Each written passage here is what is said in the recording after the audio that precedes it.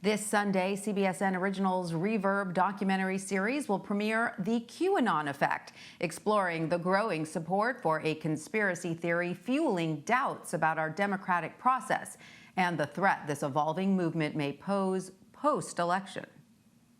Save our children! What started as an obscure conspiracy theory online. So I would say I follow Q. Like, let's get to the bottom of the allegations of child trafficking. Pleasure to meet you. So I'm running for Congress. Has become a way to make sense of challenging times. This is a very chaotic time. There's a lot of people who are very afraid. QAnon, they offer a sort of organization to the chaos. Amid growing distrust of mainstream institutions and politics. This is a Pinocchio Disney storybook. They're trading small boys for gold. There are going to be a lot of people who say, who is this nut job and why are you giving him the time of day? You know what? I totally expect that. I'm just the vessel. You know, I'm feeding you the information. I think it's quite dangerous. QAnon and conspiracy theories, and these are all huge investments. They're psychological, emotional investments. QAnon might not survive 2 years from now, but there'll be something else. Where will it go next? They are trying to steal the election from us. How far are you willing to go to ensure that the QAnon worldview prevails? I would say to the ends of the earth.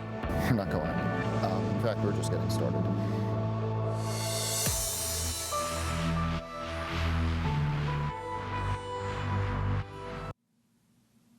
And joining us now to talk more about Sunday's special is CBSN Originals producer Ines Novacic. Ines, welcome. Great to have you with us. So, this is not a new topic for most of our viewers, but for those who don't know much about QAnon, can you give us a little background on it? How much time do you have?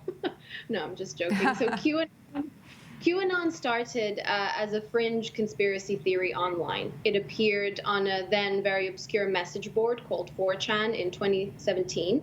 And since then, especially this year, fueled by the pandemic necessitating all of us to stay at home, perhaps spending more time on the internet, it spread like wildfire on mainstream social media platforms and then into the world of politics.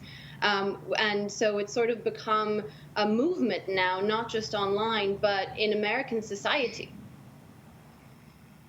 And has QAnon had tangible consequences then on American life? Things like, fueling crimes or influencing elections. We do know that QAnon supporter Marjorie Taylor Greene is now headed to Congress. Yeah, so QAnon, it has had an effect in politics, as you point out. Marjorie Taylor Greene and another woman from Colorado, they will head to Congress in 2021. They won their elections, and they, at some point in campaigning, have expressed support or a belief in QAnon and QAnon tenets.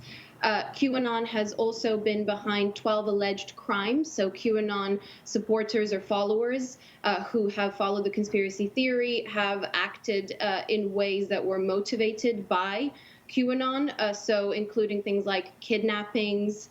The Pizzagate incident as well is sort of regarded as many as the first QAnon-related crime in America. So I would say, yes, it has had a very real effect, both in politics, unfortunately, in crimes, and also just in an everyday kind of sense. The main tenet of QAnon, as many people know it today, is this child sex trafficking ring, this global nefarious cabal that is run by Democratic politicians and Hollywood celebrities that allegedly traffic children in this sort of very nefarious way. And I think many people come to the conspiracy theory in through that avenue.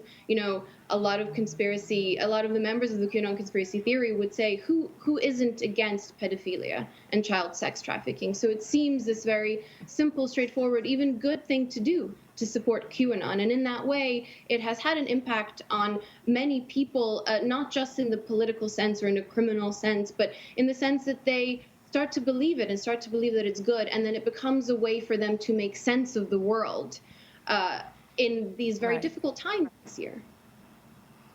Right. Amazingly, I even have a friend who said she was on social media and sort of got wrapped up into this, dialogue about pedophilia that she supported sort of on the surface of it. And as she got a little deeper, she realized, oh my God, I think this is QAnon. But your documentary makes the larger point that, almost like any cult, it seems to be filling a void or a need for a lot of people. It certainly seems that post-pandemic, whatever that void is or that need is, it will certainly, continue to fester. How do you see the growing support for this conspiracy, to impact the country post-election? I think, you're right.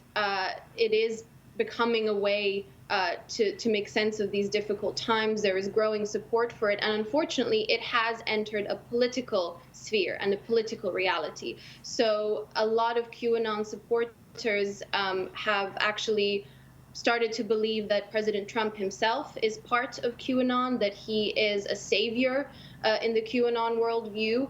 And after the election, a lot of them have also sort of seen the democratic process as invalid because they do not recognize President-elect Joe Biden as the president-elect of the United States. So this sort of continuing chasm and continuing anxiety that is going to cause will unfortunately mean that it looks like QAnon is going to be here to stay for a while. It is, in reporting this documentary, what many people have told us, and including the people that we included in the piece, QAnon is the symptom of a problem, and that problem is a feeling of disenfranchisement and anxiety felt by many Americans today. So whether it is going to be called QAnon a year from today or going to have a different name and take on different tenets, it will be a continued way for people to make sense of the world. Ines Novacic, thank you for joining us. Great work on the documentary. Thanks for sharing it with us. And you can download the CBS News app on your phone or connected TV to watch Reverb, the QAnon Effect, on Sunday at 8 p.m. Eastern on CBSN.